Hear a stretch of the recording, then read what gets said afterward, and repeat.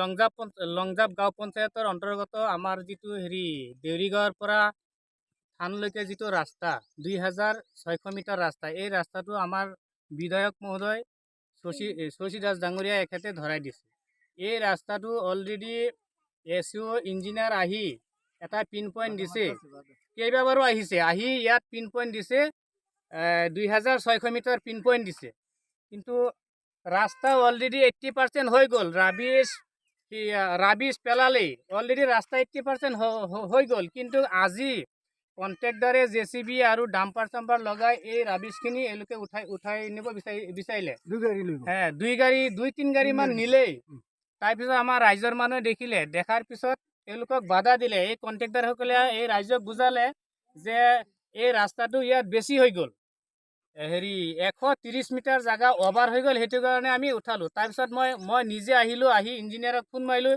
ইঞ্জিনিয়াৰে ক'লে নাই, মইতো এইটো পিন পইণ্ট দি থৈ আহিলোঁ, SEO ছাৰে পিন পইণ্ট দিলে অলৰেডি, এইটো কেনেকৈ বেছি হ'ল। তাৰপিছত কৈছোঁ এইটো আপোনালোকে যোগাযোগ কৰক। তাৰপিছত যোগাযোগ কৰিলে, কি কৰিলে আমি নাজানো। তাৰপিছত আমাৰ বিধায়ক মহোদয় শশী দাস এখেতকো মই ফোন মাৰিলোঁ, ফোন মাৰি ক'লোঁ, কৈছোঁ তেনেকুৱাতো হ'ব নালাগে, PWD ৰাস্তাটো তেনেকুৱা হ'ব নালাগে, কাৰণ ইঞ্জিনিয়াৰে SEO এওঁলোকে পিন পইণ্ট দিলে, জোখ মাখ কৰিলে, এনেকুৱাতো হ'ব নালাগে। ঠিক আছে, মই এই কন্ট্ৰাক্টৰক আৰু ইঞ্জিনিয়াৰক ফোন মাৰি বস্তুটো মই জানি লওঁ। তাৰপিছত ছাৰে জানি মোক ক'লে যে অহাকালি ইঞ্জিনিয়াৰ আৰু কন্ট্ৰাক্টৰ আহিব।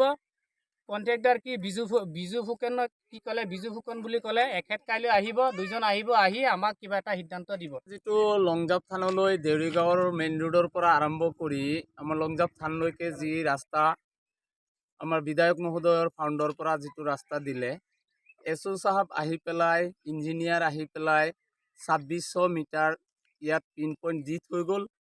এতিয়া ৰাস্তা যিটো ৰাস্তা আমাৰ 80% কাম ফাইনেল হৈ গ'ল, 20% বাকী আছে। এইখিনি সময়ত আজি ৰাতিপুৱা 9টা বজাত আহি পেলাই এই কন্ট্ৰাক্টৰে JCB আৰু ডাম্পাৰ লগাই ইয়াৰ পৰা ৰাবিশ উঠাই লৈ গৈ আছে। তেতিয়া আমি ৰাইজে গম পাই আহি পেলাই ৰাইজে বাধা দিছোঁ। বাধা দিয়াৰ পিছত সিহঁতে তাৰ পৰা JCB আৰু ডাম্পাৰখন লৈ গুচি গ'ল। বাধা দিয়াৰ আগতেই কি কৰিলে, 2 ডাম্পাৰমান ৰাবিশ ইয়াৰ পৰা উঠাই লৈ গ'ল, 3 ডাম্পাৰমান লৈ গ'ল।